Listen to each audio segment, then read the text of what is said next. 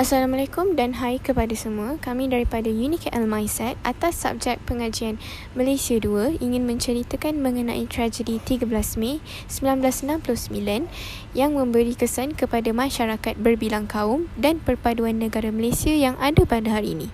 Saya, Kristina bersama kawan-kawan saya, Kulai Shah, Haris, Haziq dan Ikwan akan menceritakan sedikit sebanyak mengenai 13 Mei 1969. Tragedi ini telah mengakibatkan lebih kurang hampir 200 orang terbunuh, 400 lebih orang telah cedera, penangkapan orang sebanyak hampir 10,000 orang disebabkan tragedi ini.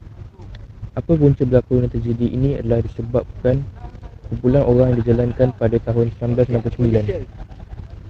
Politik untuk pihak pembangkang yang telah mengetengahkan 3 isu yang sensitif. First, mengenai penggunaan bahasa Melayu sebagai bahasa kebangsaan, hak-hak istimewa orang Melayu. Yang ketiga ialah isu kerakyatan orang luar. Okey, dan 11-12 Mei itu sebenarnya dah ada peristiwa yang kecil yang terjadi sampailah pada 13 Mei. Waktu itu Menteri Besar Selangor mengajak orang Melayu berhimpun di rumahnya pada waktu 7.30 malam.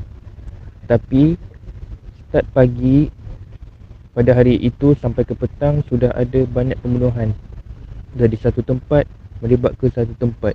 Sampailah sebelum 7.30 dah ada satu pengumuman darurat dekat radio yang memberitahu untuk semua orang berkurung dalam rumah. Sebabnya siapa yang keluar waktu itu memang akan ditembak. Yang tidak bersalah juga akan ditembak. Terdapat 3 faktor utama yang menyebabkan peristiwa ini berlaku. Faktor utama ialah disebabkan oleh isu politik. Hal ini kerana semasa zaman penjajahan British, mereka telah memperkenalkan sistem residen. Oleh itu, Raja-Raja Melayu telah kehilangan kuasa dan hak mereka untuk memungut cukai. Perkara ini telah menimbulkan kemarahan dalam kalangan masyarakat Melayu di Tanah Melayu. Yang kedua, dari segi ekonomi, dulu British telah memperkenalkan sistem pecah dan perintah dan menjadi masalah apabila di Tanah Melayu ini telah menjadi punca wujudnya jurang antara kaum. Umpamanya, kita kaum utama iaitu Melayu, Cina, India telah diasingkan mengikut tempat atau sektor pekerjaan. Contohnya, untuk kaum Melayu tinggal di luar bandar sebagai petani atau nelayan kecil. Untuk kaum Cina pula tinggal di bandar-bandar, menjalankan perniagaan dan juga di kawasan Lombok sebagai pelombongan, dan mereka lah sebenarnya memiliki aset yang tinggi dalam ekonomi masyarakat Malaysia. Untuk kaum India pula, kebanyakannya sebagai buruh kasar kerajaan dan pekerjaan di estate untuk urusan ladang. So dekat Tanah Melayu ni, kita banyak kaum tapi kita tak duduk sekali, dan dekat situlah kita tak ada perpaduan antara kaum.